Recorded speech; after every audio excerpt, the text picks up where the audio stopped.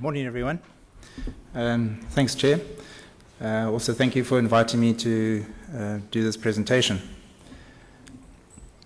Firstly, I must just take this opportunity of extending the greetings from the International Choreographic Association, who also have a lot of involvement in this particular area with their Commission on Cartography and Early Warning and Crisis Management. Right, so to me, just a way of introduction, I see three essential requirements when we're working with this sort of thing. Firstly, we have the issue of usability. Can the user use geospatial information? And underpinning that is the accessibility to such geospatial information. And that all is underpinned then by the availability of geospatial information. So I don't know if there's anyone in this room that needs to be convinced that geospatial information is essential for what we do. In fact, it's been stated geospatial information is used in more than 80% of all decision making in all applications. Anything to do with place or location involves geospatial information. Is there anyone here who's not convinced of that argument? I'll meet you outside afterwards. Right. So just coming back to the issue of accessibility then, part of this is two key points, I think, which we are talking about today, and that is the affordability of the data. That's the cost of the data. If you make data expensive, then it is not accessible. We can't say, yes, here's my data, I have open data, but it would cost you $50,000. Because then it's only accessible to the very rich and not to most of those who really need it. And then also the restrictions, the various restrictions that we have. These all contribute towards the accessibility. And as I said, that if it's not accessible, then the user can't use it. And that is what we have information for, is for the user to use the information. Right, so we know that there are generally two camps in this argument, the pro-restricted and the pro-open. And I'm sure that you all fall into the second camp here. But just to recap some of the arguments that are used, but some could be valid. Okay, with the pro-restricted and charge-for data, you can see that often issues of national security come up, protection of personal information. And we don't want to speak to Google Street View on this one. Intellectual property. Sometimes there's very good reason to protect endangered species. It could be a very rare plant species, and you don't want everyone to know where it is, because the first thing they're going to do is to go there and trample it dead. Users don't appreciate the value of information if it's free. That's an argument that is often used. Or that it's cost them a lot of money, they have to recoup this money. And governments don't fund these programs. They don't see the political need for these programs. Right, and then you all know that information serves no purpose unless it is used. So that's what we're here for, is to have the information to be used. But it must be affordable. We must really limit the restrictions that there are on this data. This open data does promote democracy. Also, if we do restrict access to information, what will happen? The user will generally go to another source. They'll find some way of using it somewhere else, and then you run the risk, what sort of data are they using? Is it reliable? How accurate is it?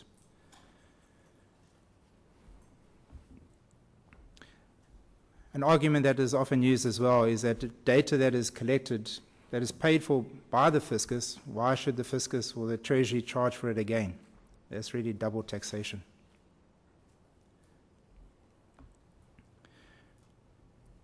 Right, coming down to some issues then in Africa. Politicians don't appreciate the need for geospatial information. Geospatial information does not win a politician a vote. Building a house or building a hospital or providing water, those things do. but not the information itself. So generally, national mapping agencies do suffer from a lack of financial support. We also see within Africa many countries suffer from institutional survival, mainly because of the issue of funding. So you find rivalry, you find lack of cooperation that does take place between government institutions within a country. In some countries, also in Africa, the National Mapping Agency is actually part of the military. And because it's part of the military, naturally their information is classified, military classified. So I suppose what we really got to try and do is to encourage those countries to realize that there's a far greater need than just a military need for this information. And those institutions need to be demilitarized. Many of them also have the incapacity or are not capacitated to collect, maintain, and disseminate geospatial information. You find in Africa that information that is available in country, I'm talking about now, not through Google or street mapping or those places, but in country, the information still dates back to the previous colonial time. There's been hardly any updating of that mapping taking place. Also, we find, even if we did say, well, here's the way to do it, some of them say, well, you know, it's only really in the city centers, or the big cities, that you actually have sustainable or reliable power supply. You go beyond, you go outside the city, and you don't get power supply. So how can you run these systems, like GIS and things like that? How can they use this digital data? They don't even have the electrical power to run their systems on. So to me, opening up the access then to geospatial information is that we must make sure that the fundamental geospatial information is accessible to all. We must have appropriate data policies, policies that would provide for limited restrictions. As I said, restrictions that may be required only in cases of national security or the privacy of the individual. Data must be affordable, and there must be institutional cooperation and collaboration. We must have those policies that really entrench that cooperation and collaboration, so that we can, as institutions, have a synergistic approach to working, managing geospatial information. Because we have to ensure that we can provide timely access to what is relevant and reliable information. Capacitating users. For a user to be able to use that information, they must be capacitated to do so. So we have to educate the users or provide the information in such a way in which they can use it. And we have to really try our best to get this political support. And often we are our own worst enemies because we don't talk the right language to the politicians. So we've got to think about the semantics that is used. And the Chair mentioned the Mapping Africa for Africa initiative. This is really an initiative trying to make a difference in the availability of and accessibility to the fundamental geospatial information. Many countries, year in, year out, you know, we have these programs and then nothing happens and nothing happens. So they all come back with the same story each time, come back with the same story. So this initiative is really aimed at trying to make that difference, trying to provide the various national mapping agencies in Africa with the capacity and the tools so that they can collect and disseminate the geospatial information. We've been working on this for a while, but again, funding is limited. We've got to try and build up a groundswell of support in the countries to take this forward.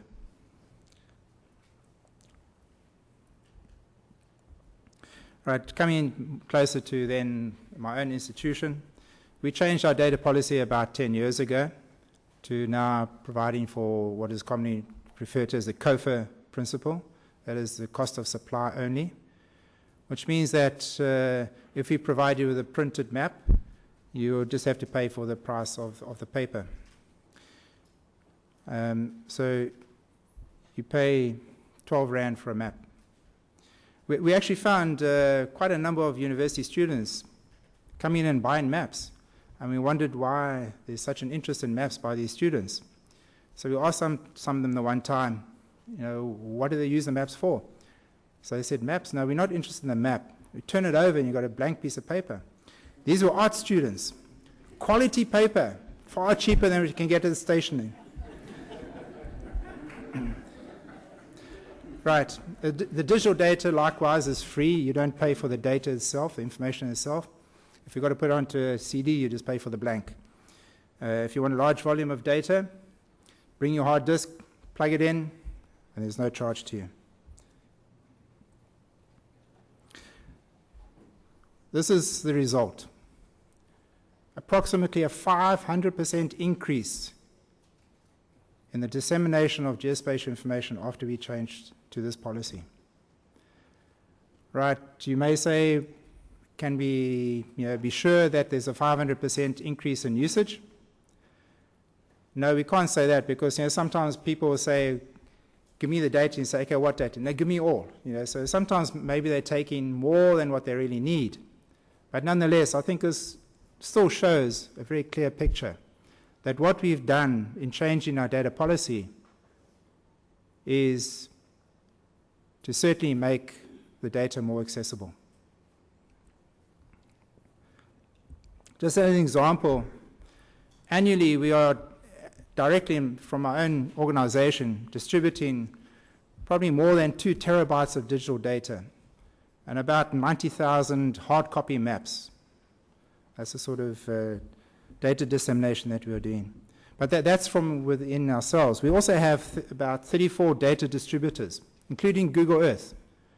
And we don't measure how much they actually distribute.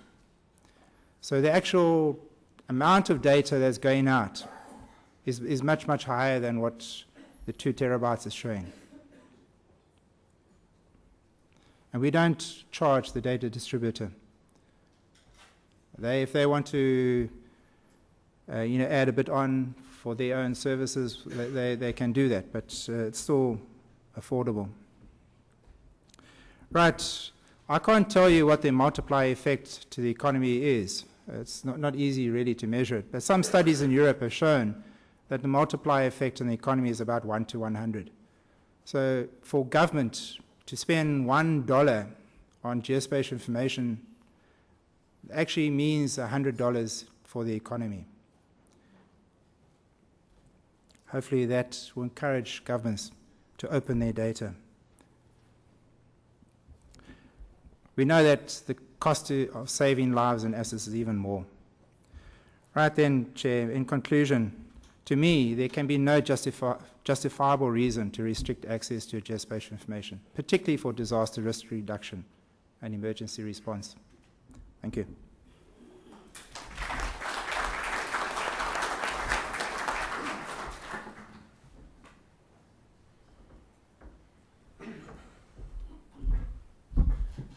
Thanks very much, Dr. Clark. Is there, we can take a few questions now, if anyone has any really burning specific questions about this presentation. Gavin Berry Skinner from the Pennsylvania State University. Really nice presentation. Of the 2 terabytes and the 90,000 maps you produce each year, how close is that to your capacity, or how much more could you do?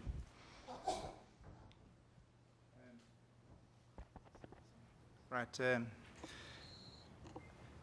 The data itself for dissemination, right now within South Africa, we have bandwidth problems. We don't have much bandwidth and it is expensive. So we feel that if we could improve that side, the access of data would increase even more. Because right now, as I said, the geospatial data are very large data sets, and it's not easy to distribute that over the net. So we've got to find ways of improving that side. I think if we could improve that, it would grow even more. That's not what we're producing, that's just what we're disseminating. Yeah. Hello. I was wondering, you said you're using Google Earth for dissemination. Does that alleviate the bandwidth issue that you just described? And how are you using Google Earth for that? Right. Google Earth came to us and asked us for our data. So they are a data distributor. So they took a data set from us, and so they are disseminating it through their normal system. So if you go into Google Earth in South Africa and you zoom down, this is the aerial imagery I'm talking about, author imagery I'm talking about that they're using in Google Earth. You zoom down, right down, you'll get our stuff here.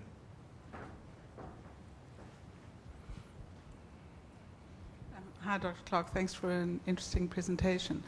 My question relates maybe more to the landscape between the private sector and the parastatals, both of whom produce data or beneficiate data in different ways.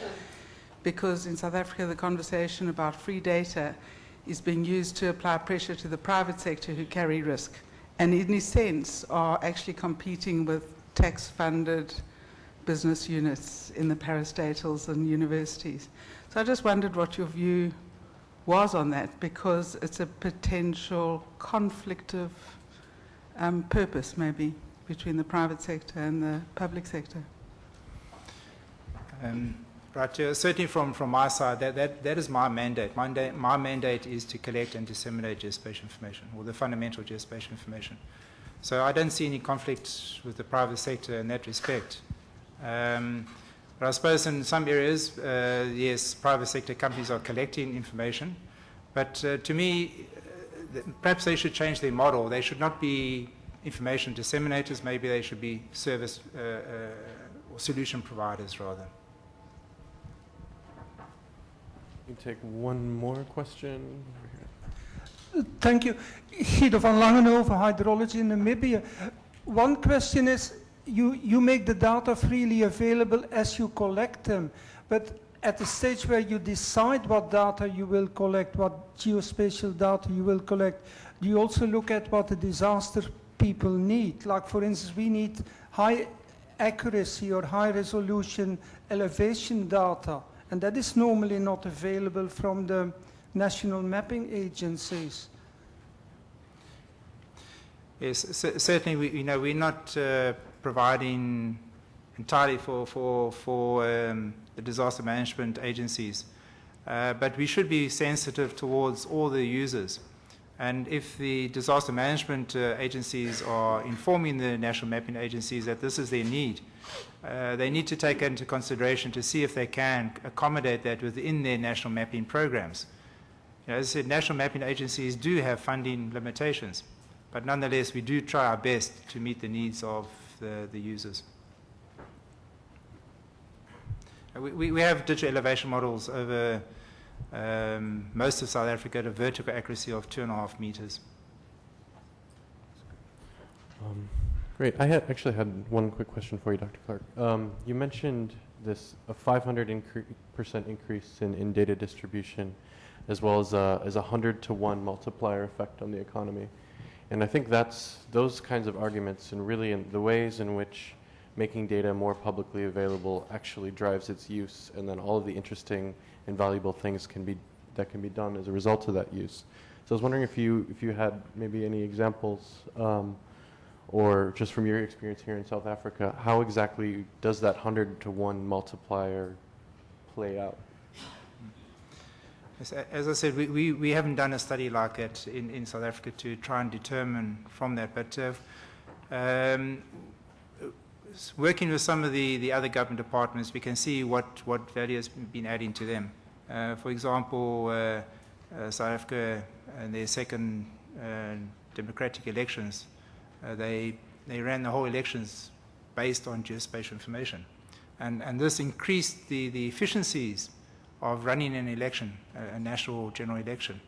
The statistical service, the Stats SA, when they do their population census, are extensively using geospatial information from us, which has also improved tremendously their efficiencies in the way that they can demarcate areas, and all the enumerators that go around all have an author image with them, so they can see exactly where they have to go and enumerate. So these are the sort of efficiencies that we haven't actually put figures to it, but this is what we're getting from them. Thanks. Okay, next up we have BJ Koko from the Africa Development Bank to talk about the Open Data for Africa platform.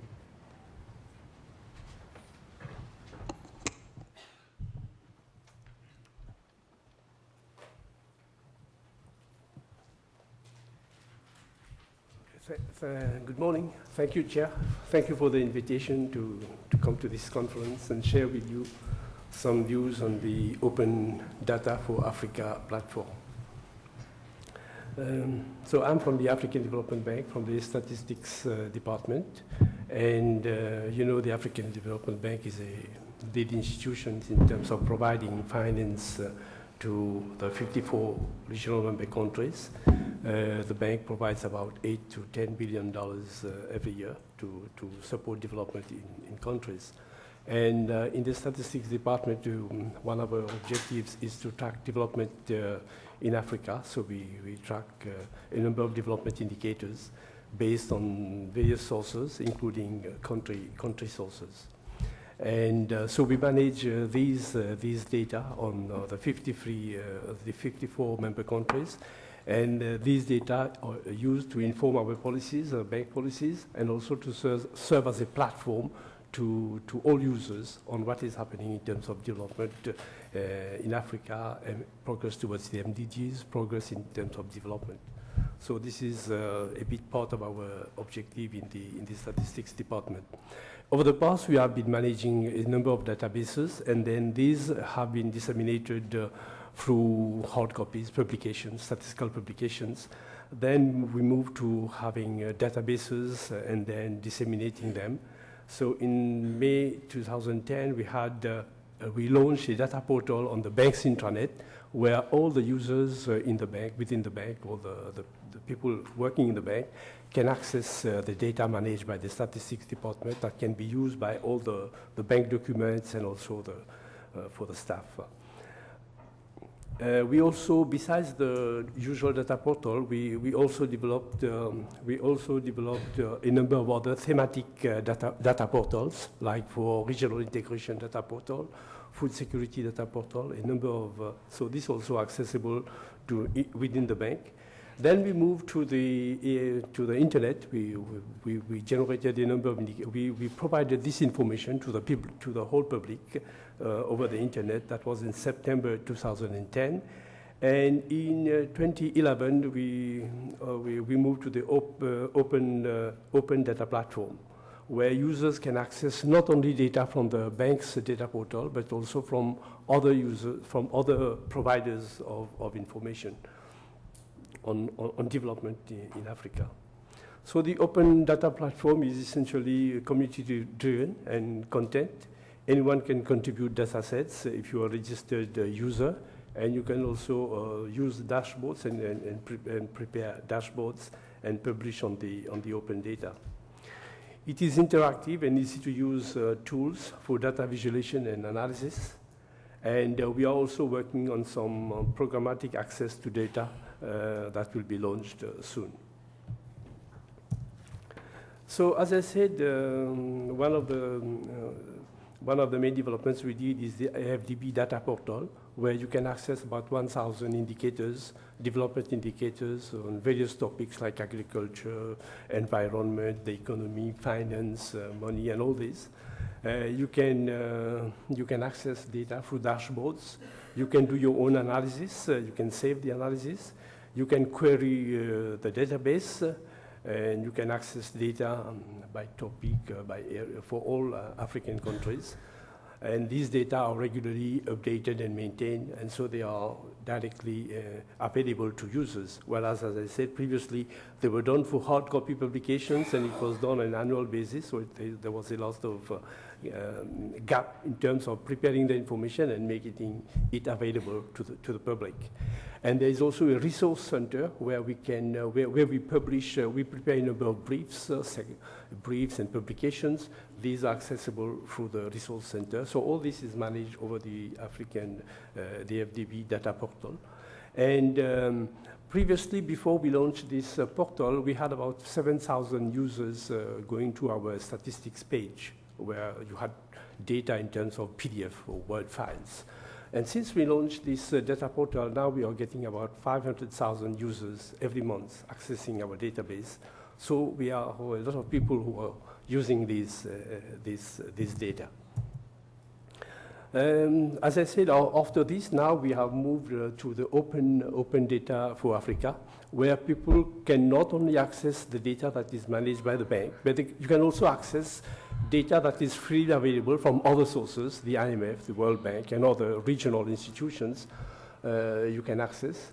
So there are links to data in gallery. You can also have online discussions. You have some tables and charts, Africa at a glance, statistics and key data sets. And you can also have quick access to country at a glance dashboards for all African countries. There is also a video that explains how you can use this website to access the information you need. So one of the functionalities you have there is the gallery, where gallery is a collection of dashboards on various topics, like you have economics, demographics, climate change, agriculture, environment. So there are energy. So there are various topics where we have some dashboards have been prepared. But users, if you are a registered user, you can also create your own dashboard and publish it in the gallery so that other users can access this. Because we are not specialists in all fields, so we give the possibility for experienced users. They can prepare dashboards using the data that is there and publish it, and this can be shared with other users.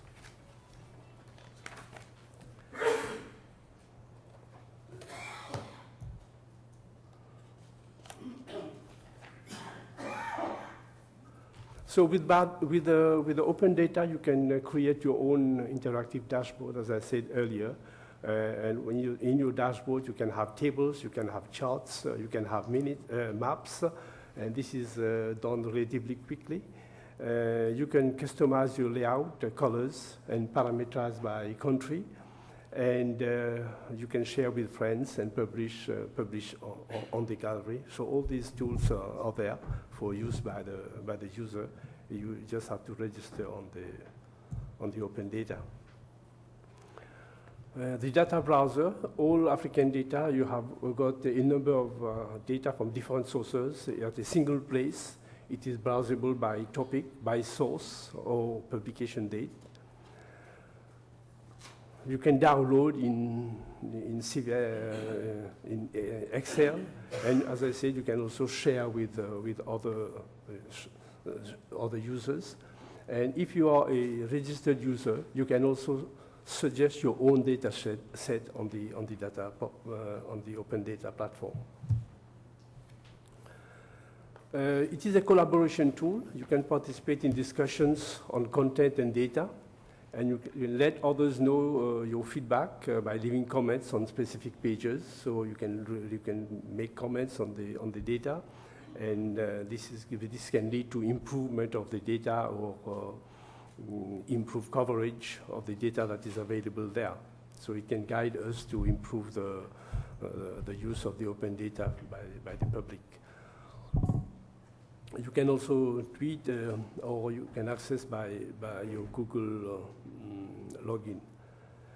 You can embed visualizations. When you have prepared some visualizations, you can embed them in your blog. So this is in terms of the, as I said, we move from hard copy publications to the African data portal. Now we have moved to the open data portal for Africa. We also have, we are working on a project to open up the bank operations data. You know, the bank supports a number of, finances a number of operations. So we are geocoding all these operations on the map. So this will be available, where you can link what the bank is financing with the development results. So this is ongoing work. It is going to be available soon. We are, as I say now, geocoding all the bank projects that are in the 54 member countries. And we also, in terms of not only working on our own open data platform, so we are going to support the 54 member countries to have similar platforms if they wish. Last year, in the same venue here, we had a conference on statistical capacity with the 54 member countries. So we demonstrated this tool, and all the countries who were present, essentially they are directors of national statistical offices who were present. So they requested the bank to support them to improve the data dissemination, to make the data available using this platform. So we are working now on supporting countries to build similar platforms so that they can improve their data dissemination. So we were going to assist countries to put up country data portals, including MDG data portals, and also open data platforms. Not only the data that is prepared but that is compiled by the Statistics Office, but also you have got ministries of education, Ministry of Health. They have certain data sets. We want them. We will provide them the tool so that they can put this information, make this information available to the public, and they can use this information. So also so that developers can access this information and develop applications that can make this information more useful. So we are hoping that with this, with such systems, what will happen is that it will increase the use of information and accountability, and also improve governance in terms of people can see what is happening in the country. If government finance data is put on the platform, people can see how these data are being used. So it will improve access to information and improve governance. But we know that also that we are going to face a number of challenges, because many governments do not readily release information. I know even some countries have done censuses, and even releasing the population census takes a lot of time. So releasing the detailed information by locality is a challenge. So we have to see with the public, with the government, with the political authorities, how they can make this information available, even government finance information, health information, as I said, or education information, various localities, the schools, the performance. If this data is available, how they can use the open data to make this data available. So we are hoping that with this open data, countries will improve the dissemination of information, and it will lead to better use of the information and more efficiency. And also the challenge where we think we are going to face in terms of country capacity to implement and sustain the process. It is true that the funds for statistics is not always there. So we are providing some support for the beginning to develop the system in the country, to install the system in the country, and also to train the people in the country to use the system. But you know that in many countries there is a question of staff leaving, and you have to train new staff. So these are challenges we'll have to face, that the critical mass of people are there to maintain the system and to continue to develop it and take account of new developments that are taking place. So these are challenges we think we are going to face. So we have done a few pilots in a few countries where this is being done. But as I said, besides having the open data in the bank, we are moving towards assisting the countries to have their own open data and to lead to more use of this statistical information. Thank you.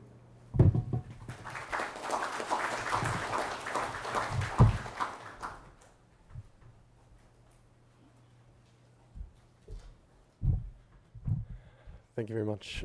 Any questions for Kokil?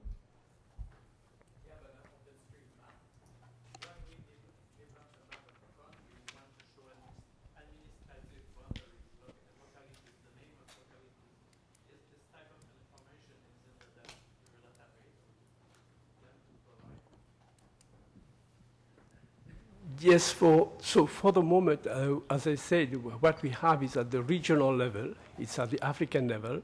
So the information that we have at the moment, we have collected and we use is at the more or less regional country level. But when it is going to be used at the country level, this system is going to be implemented at the country level. It is going to go at subnational level. So this will be taken on board, but at this stage it is still being developed, so I cannot, but at some stage when it goes to the country level, it will have to go subnational and provide locality level information, whatever is available, of course, at the country level. Way in the back there. Yes, thank you very much for your very interesting talk, and I think it's an excellent initiative. But do you think that the World Bank and also the African Development Bank are going to put in their contracts now that all the information that is collected in assessment studies should be open and will be published in this web? That would be interesting.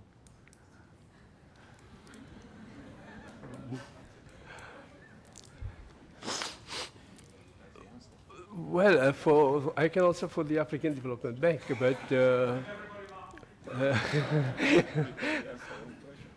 but I think now, in terms of making the information available, this is where we are tending to, is whatever information.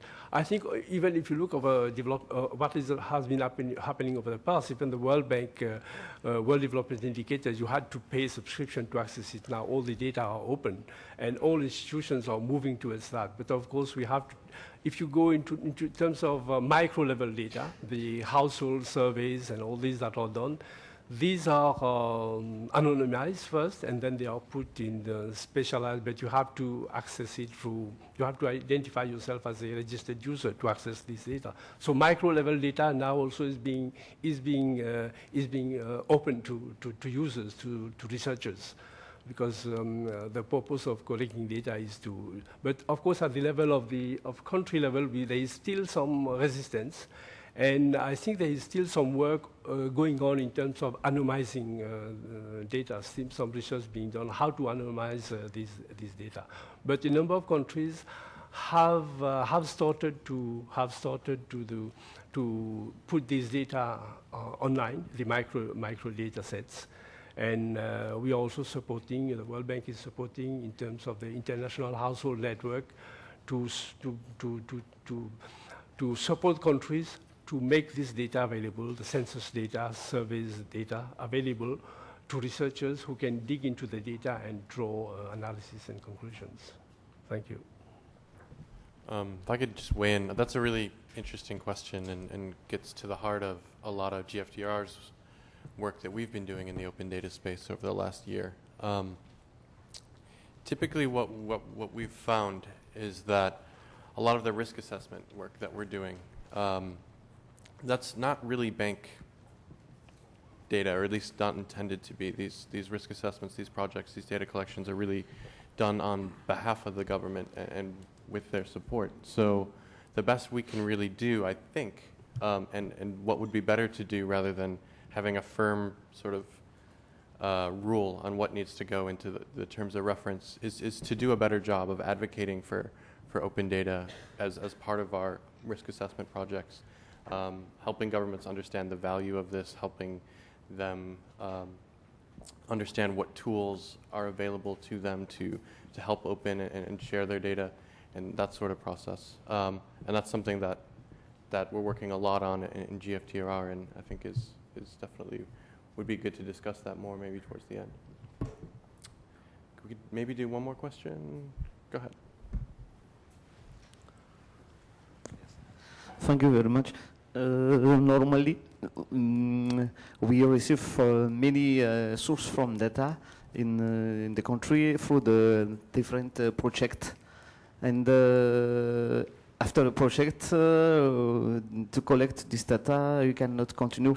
So that my question is, which system you can calibrate this different data from one country, but different sources? So which data is correct? The second one is which system you use to improve the exchange of data you collect from the different countries in your platform, and how to motivate the country to give you and to share his data. Thank you.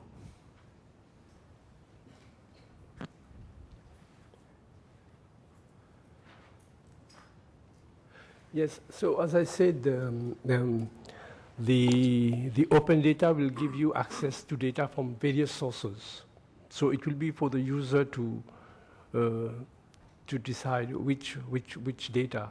Of course, there will be the metadata depending on the source that is available. So you will tend to use the most recent data that is available. But it will be up to the user to select which data source you want to use. Data will be available from various sources. So you will have the possibility of comparing sources and deciding which source of data to use. In terms of getting the data from the country, so I think there are two issues. The country will publish the information on its own data, open data system. So this will be available to all users. But if you want, for us at the bank, we have a tool to collect information as part of the data portal we have. We have a tool for the countries to send us information directly on the web. So countries also can have similar systems where they can collect the data from the various ministries. It goes to the statistical office. So some tools are there for data exchange. Thank you. Great, thank you. Okay, so next up we have Dr. Jacob Opedai from the University of the West Indies. He's been leading up a project in the Eastern Caribbean around sort of regional cooperation towards open data and data sharing, both on the technical end as well as the policy and institution side.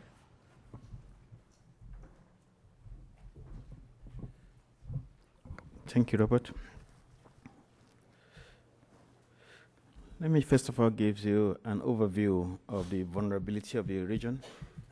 And if you're all aware, the Caribbean is a group of small islands in the middle of the ocean, and we have to rely on ourselves when there is any catastrophic event.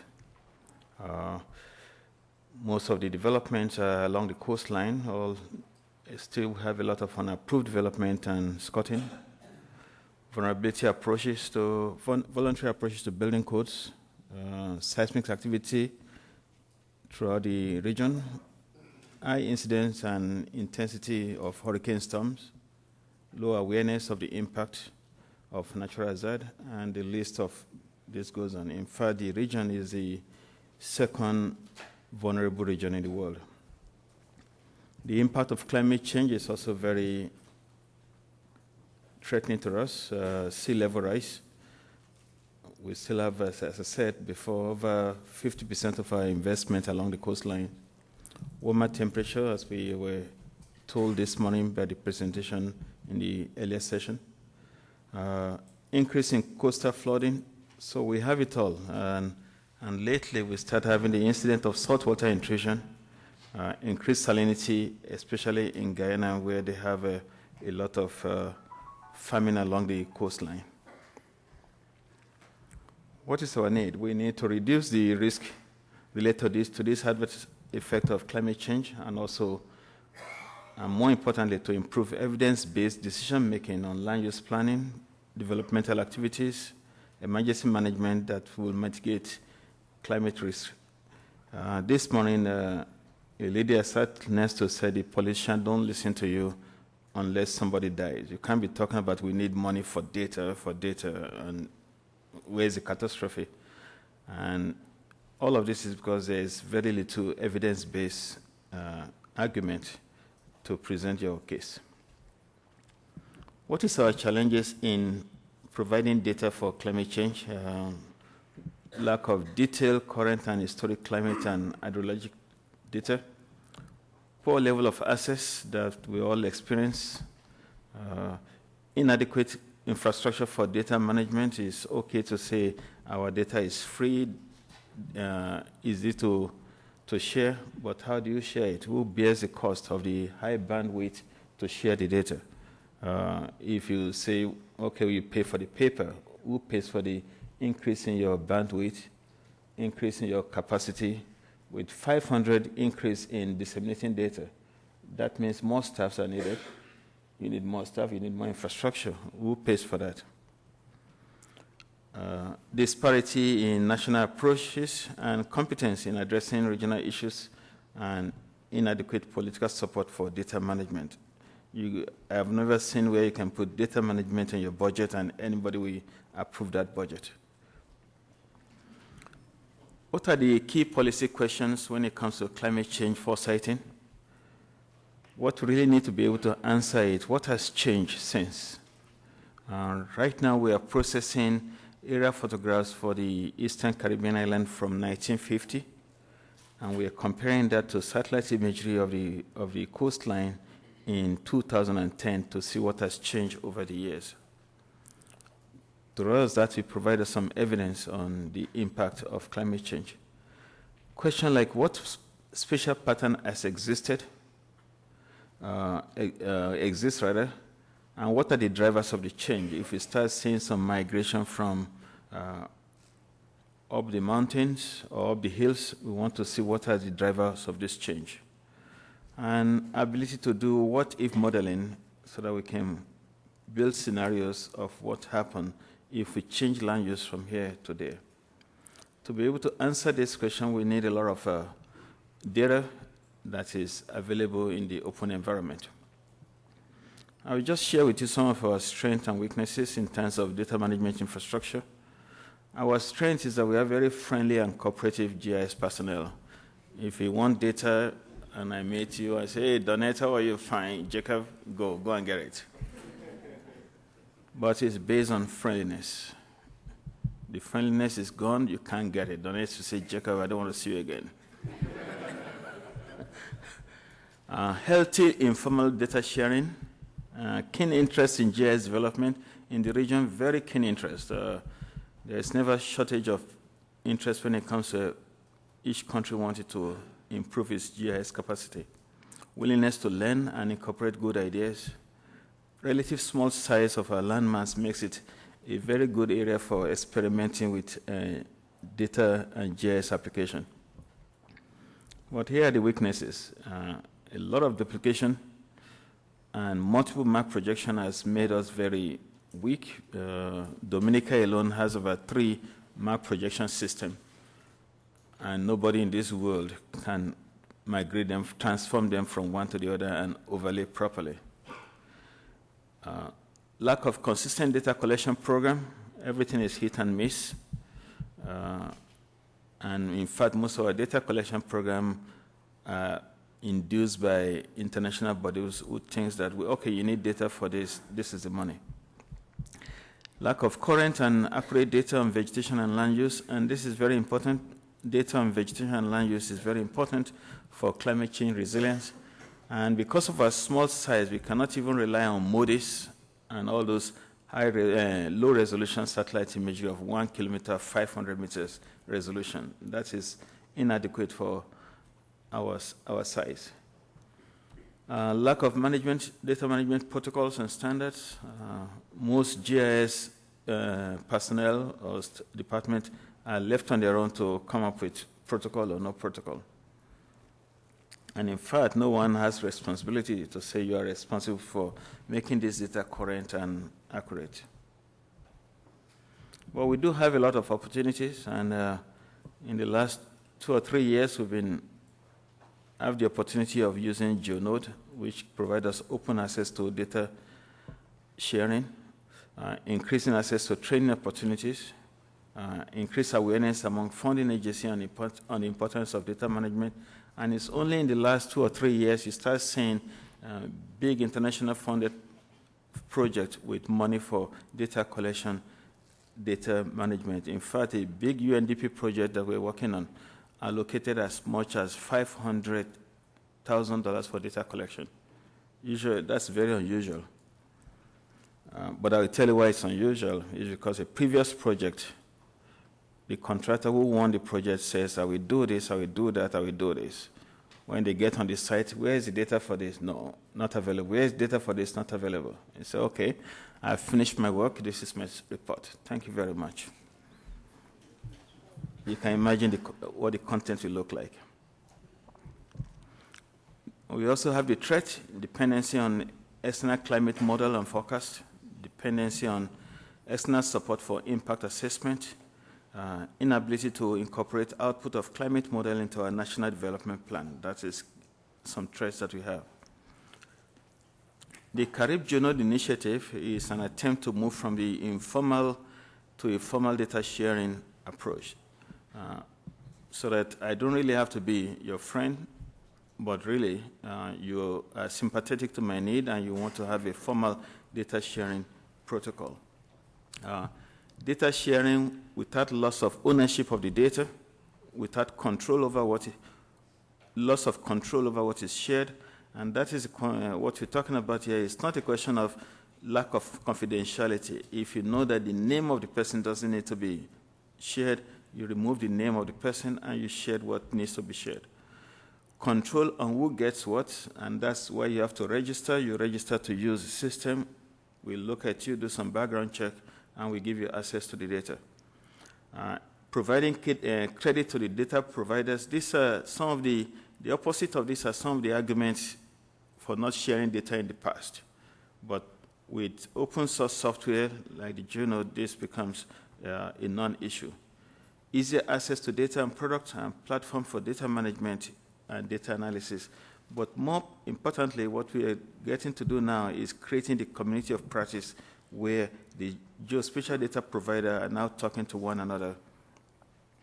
The objective of the Caribbean Geonode is to seek mechanisms to harmonize regional data management through the creation of metadata standards and policy across the region, evaluate and select protocols and technologies in support of this, and articulate capacity building and training needs of the region. Just last week, we just finished a training in Montego Bay in Jamaica, which is a regional training with several persons who attended. Also to provide support and training to users and practitioners and improve regional and national coordination. Looking forward, we have some specific projects in mind. One is to design and implement a comprehensive climate data collection, data management, and analysis system through the PPCR program that has been run in the region. And the second one is to develop a secured web-based GIS data analysis, data management, and data dissemination platform. We're not just interested in the open data and open dissemination, but we're looking at open analysis where within the system you can also perform some limited analysis on your own, in a way trying to bring spatial analysis into the hands of the decision makers themselves.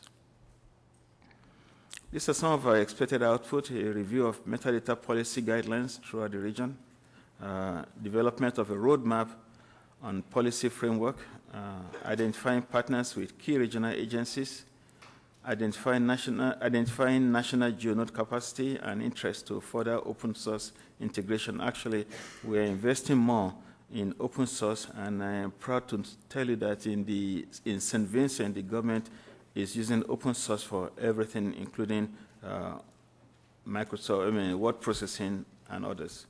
And as I said before, increasing our community of practice.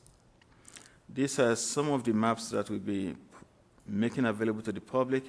This is the island of Trinidad, and it's a land flood susceptibility map. This is the population vulnerability, building vulnerability, and we combine this to provide a total vulnerability when we consider building and population. But this is some atlas that we also want to publish that shows the risk assessment of flood, and at this resolution, this is available throughout the whole of the island of Trinidad.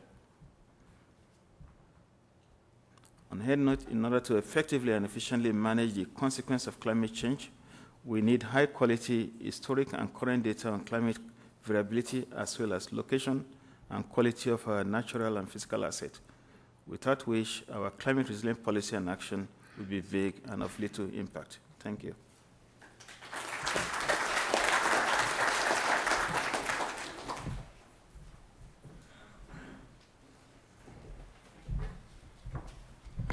Thank you very much.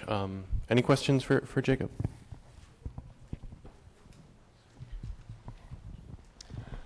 Thank you for a good presentation. In one of your slides on achievements, you said increase awareness among funding agencies on the importance of data sharing. Do you mind to shed more light how you achieved that so that we can learn from you? Thank you. Can you repeat the question? You said that there's increased awareness among funding agencies on the data management and data analysis. So can you shed more light on that? Actually, we did an evaluation on hazard map and vulnerability assessment studies that has been done in the region for 30 years. And when we assessed the quality of the report, we found that poor quality data were used in most of the assessment. And in fact, very few people are using the result of those assessments. And when the result was presented to the donors, everybody realized that there is need to improve the quality of data for most of this work. So an assessment was done for that.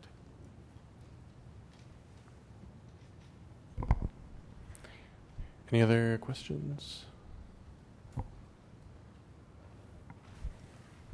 Pierre Bellin, OpenStreetMap. Will you have an open data license without any restriction? That's an important question about open data. Simple answer, yes. Okay. Great. So next up, we have a really interesting presenter from Indonesia, Pak Dodi Sukmayadi. We'll be talking about some innovations in national spatial data infrastructure, specifically intended to increase the amount of available information to people doing DRM in Indonesia.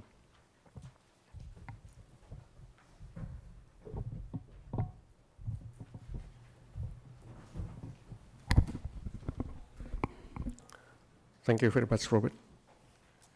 Distinguished participants, dames en heren, goedemiddag.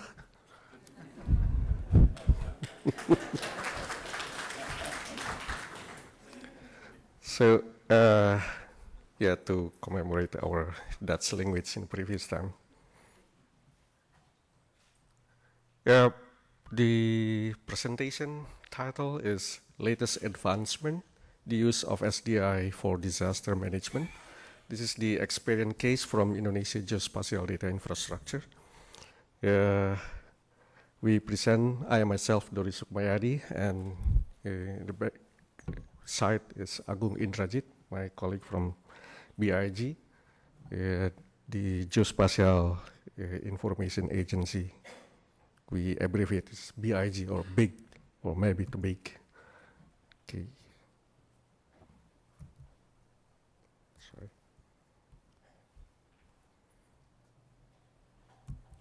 Yeah. Previously, our institution names is Bako Surtanal.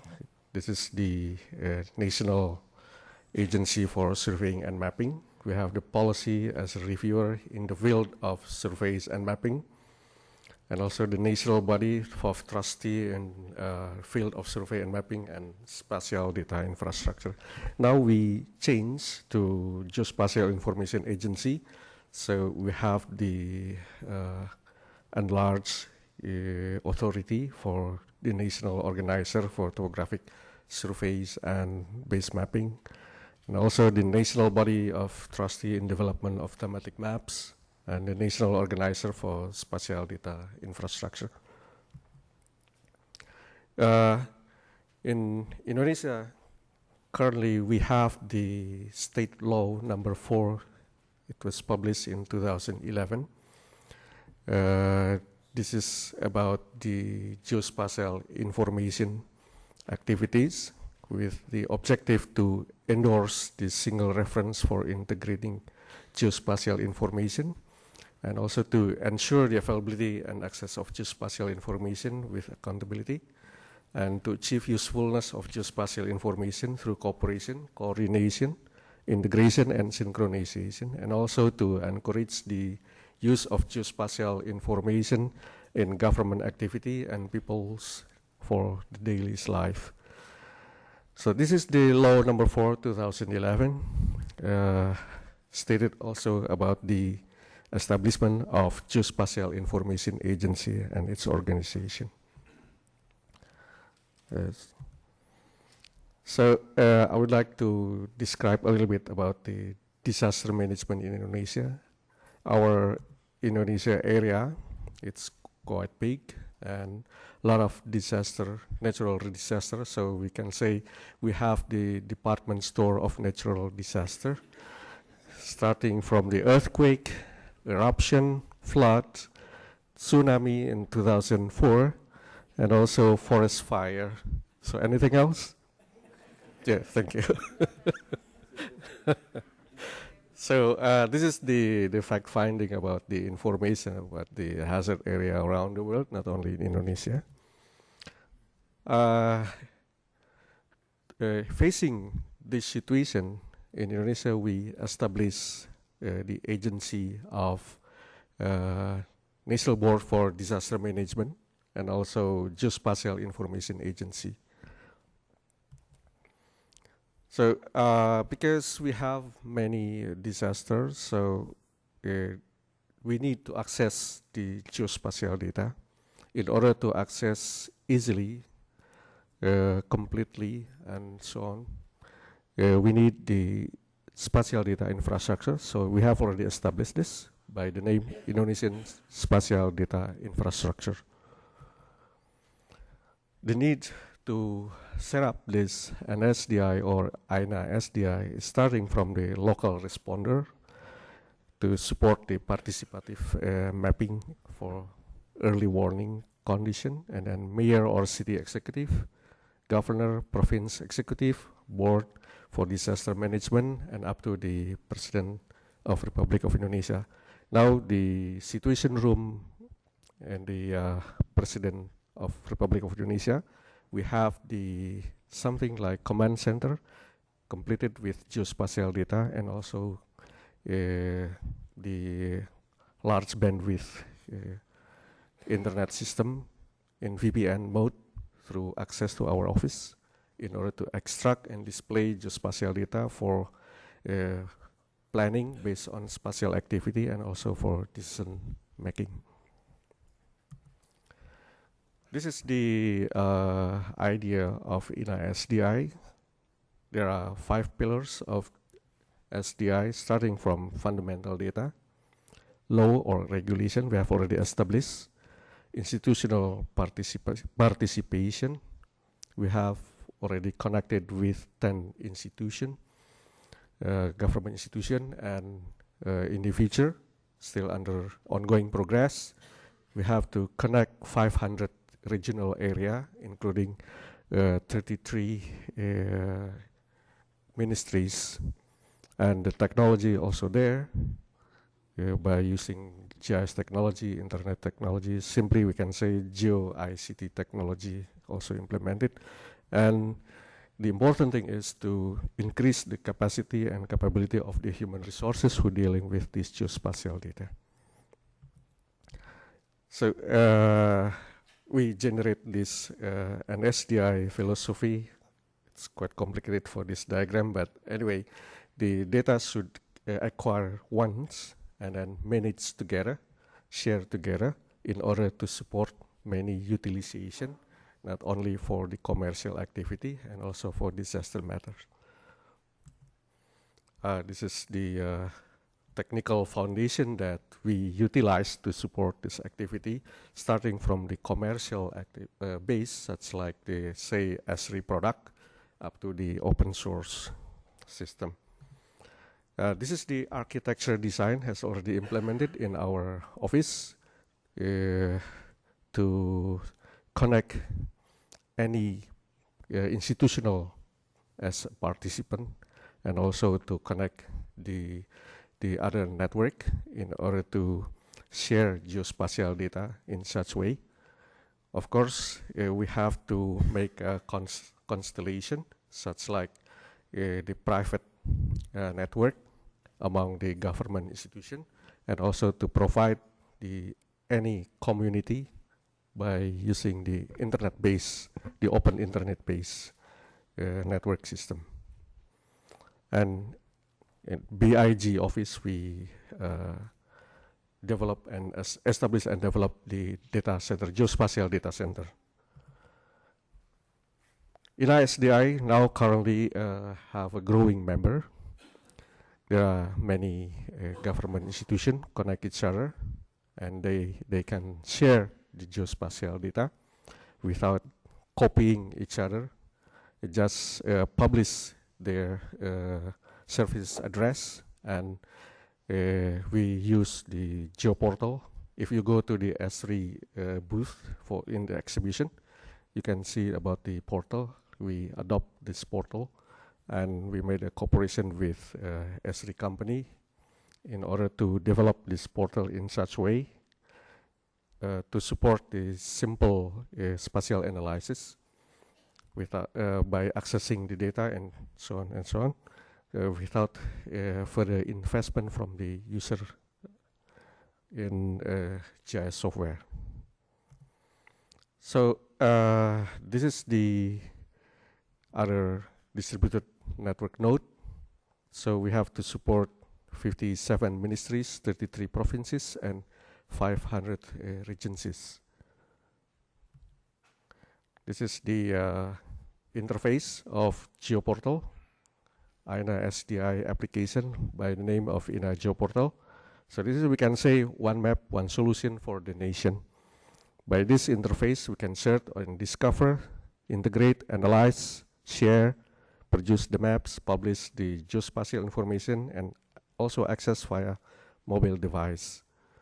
Now you can create and publish maps and in an integrated manner in a common georeference, one map policy, one solution for one nation. And even we have to share with the enemy.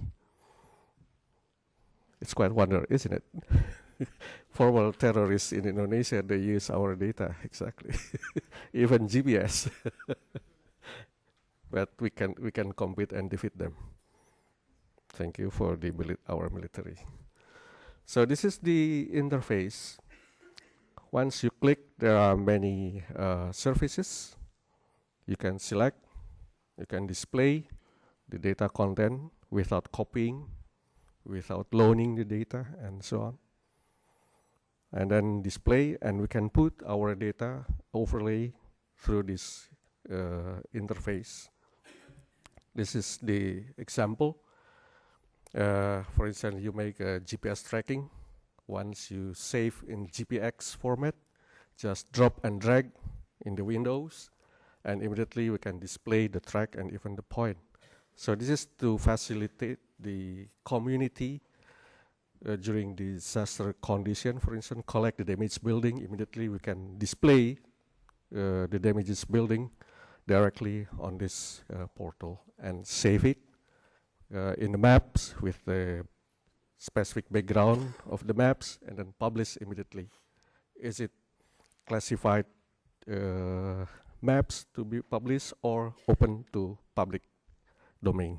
So, some addresses of the services. There are many government institutions there from the ministry. Even I myself, I can create the geospatial data, our own geospatial data, and then save in the server, and then some other facility publish the service address, and then it can be overlay connected with other communities. So this is the same, and even we can make a small analysis for the comparison with the statistical data. So our portal, based on INA-SDI, is scalable based on the services-oriented architecture. So we can access by using iPhone, iPad, or even Android operating system devices. So now ongoing project, we develop the geospatial cloud computing facilities. Why? Because we have to compete through the inferior infrastructure in the remote area. We have to connect about 500 regional area. Some are having different level of capability and capacity, not only in the communication infrastructure and also in the human resources. So by this cloud technology is possible.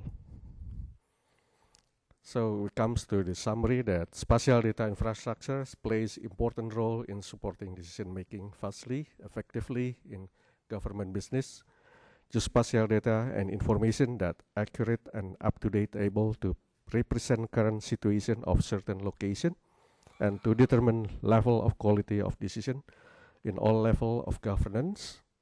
Strong political will from custodians to implement data sharing is key success in development of Indonesian spatial data infrastructure. Danke.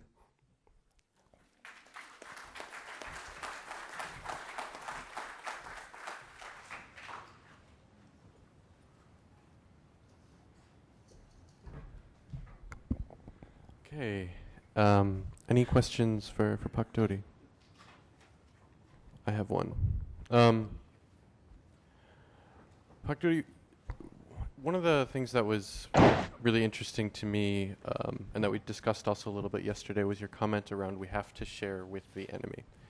Meaning that one of the common arguments that we hear a lot against why this kind of data and information shouldn't be made publicly accessible is around national security. In Indonesia, there's an ongoing national security situation, and it sounds like the government knows full well that some people are using this data and information in ways that aren't really benefiting the government. But the government is still committed to putting this data and information out there. And I'm wondering if you could talk just a little bit more about where the political will around this came from, and how were you able to make the arguments for data sharing in this situation? Yes, for data sharing situation and condition that we know that to produce this geospatial data using the government budget, but the physical development itself needs this geospatial data for any purposes. Currently, we have the initiative that we have to set the zero price condition, hoping in the next year the geospatial data can be accessed without any specific charge, and also we can say free of charge, hoping that this rule can be set up. But now we're still under discussion among the ministries and also the local government. Now it's quite lucky. For instance, in order to set up the more efficient in utilizing the financial or budget situation, we issue the presidential instruction for high resolution satellite imageries, especially for the government level, that it should be in one gate policy and one user licenses. Once we obtain this according and following the many user requirements, we procure, and then we can distribute among the government level to utilize this spatial or satellite imageries without any additional charge. So this is the situation currently in order to support the open data, geospatial data, and also free of any kind of charge, for instance. So this is situation now. Thank you. Thank you. Any other questions? Since Indonesia is, as you put it, host to most disasters, or the department store of disasters, infrastructure, both power and communications are among the first things to go down during a disaster. And you're using this highly complex system of distributed data sources. How is redundancy built into the system to ensure data are available and accessible during the time of a disaster? Thank you. We establish and develop disaster recovery center. We select the area in such a way for avoiding the destruction, such like the stable land surface, and then we built this disaster recovery center to support the backup for the data center itself. Not only this model, there are some private company in Indonesia dealing with this data center business, and they provide about the recovery system. Even it's about 20 kilometers away from my office, there are also private company who established this backup center. So currently we have already to make a negotiation for the pricing of rentaling these facilities. So this is by the name of DRC, Disaster Recovery Center.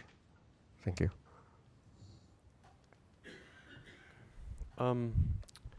Trevor, since you're here, I'm going to put you on the spot for a minute.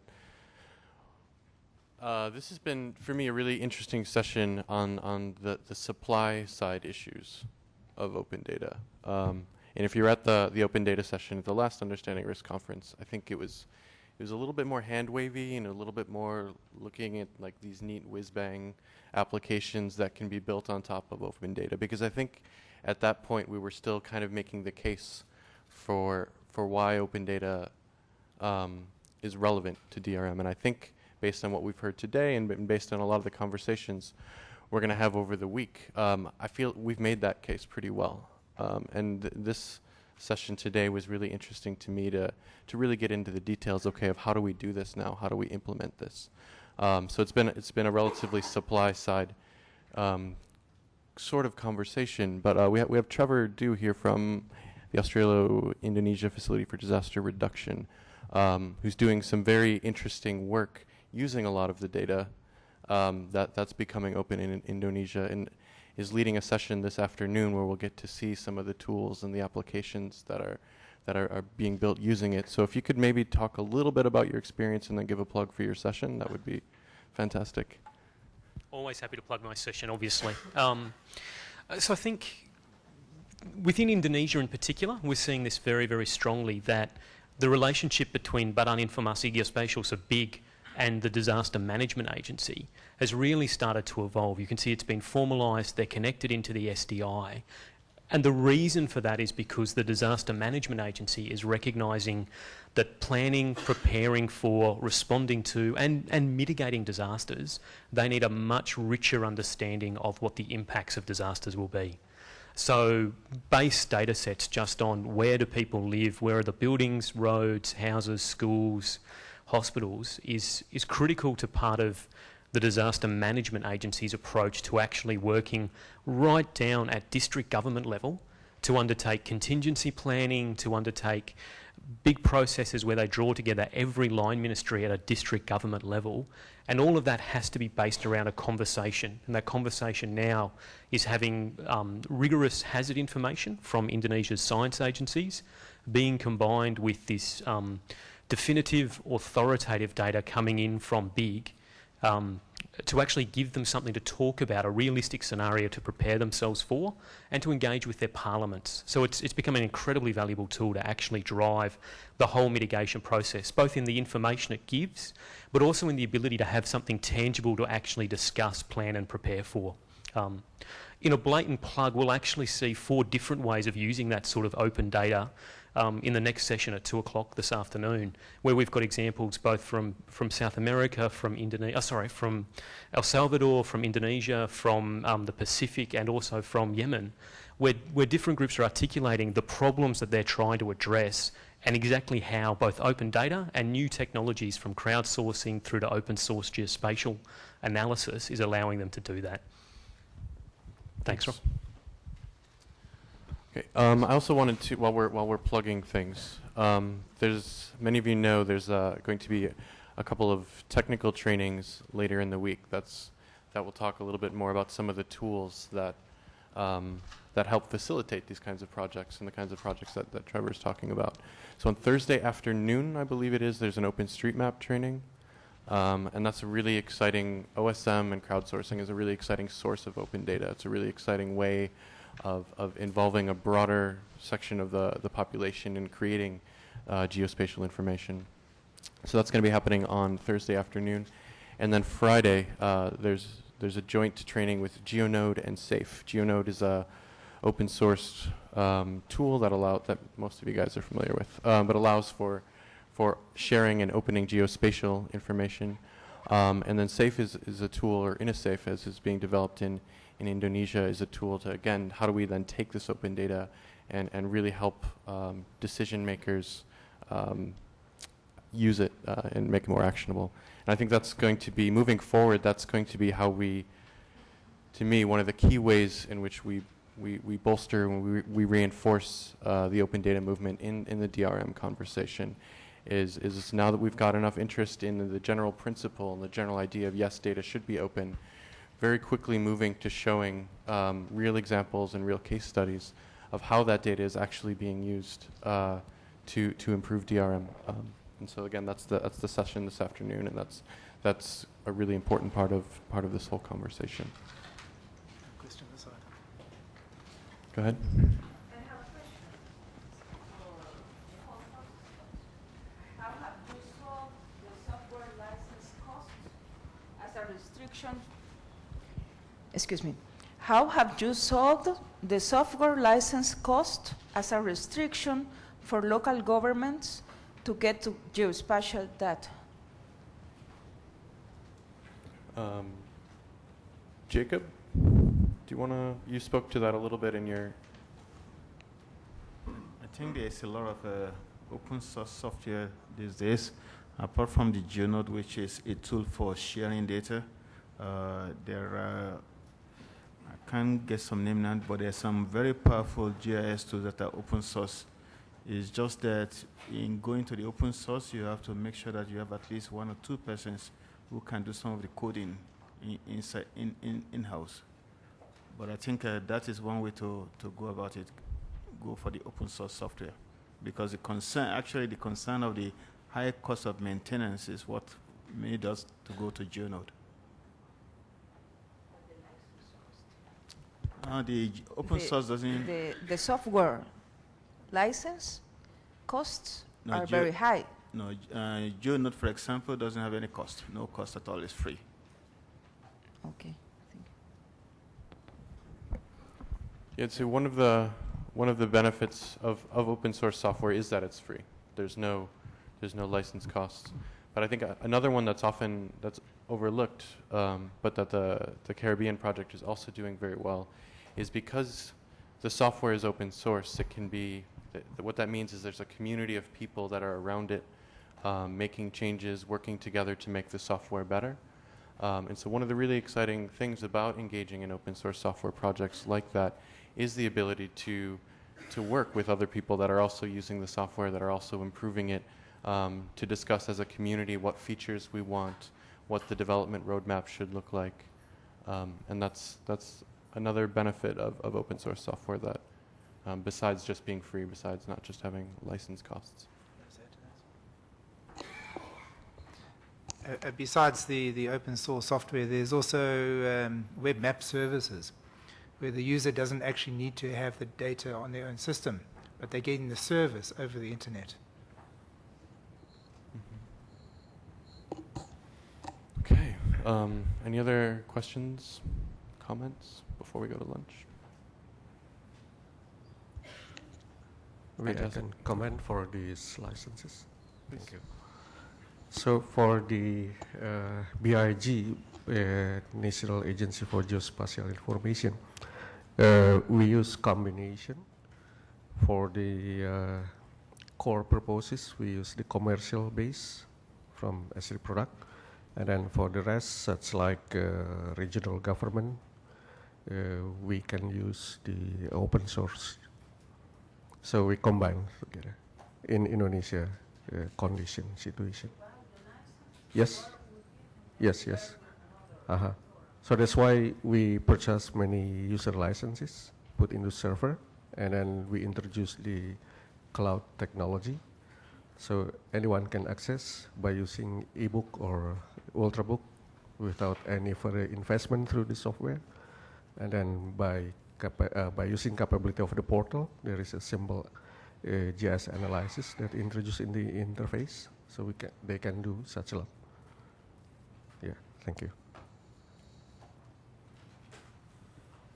Okay. Well, thanks everyone for attending. Again, there's going to be a few technical trainings later in the week where we'll get into some of the nuts and bolts of this. Highly recommend you go to the session that Trevor was describing this afternoon. We can talk about, now that we're opening this data, what can we then do with it?